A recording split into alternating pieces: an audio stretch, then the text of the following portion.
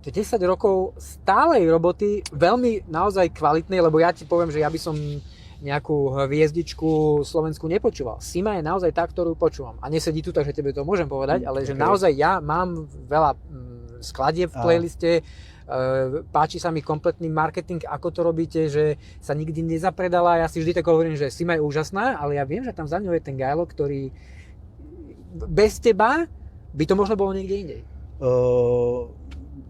Ďakujem, ja som rád, že máš takýto pohľad na to. Neviem, asi áno. Myslím si, že áno, lebo Sima, keď ja som ju spoznal, ja som ju spoznal takým spôsobom, v podstate. Prvýkrát sme sa stretli, ja som hral v Trnave, jeden koncert, ona tam prišla, tam som sa prvýkrát s ňou stretol.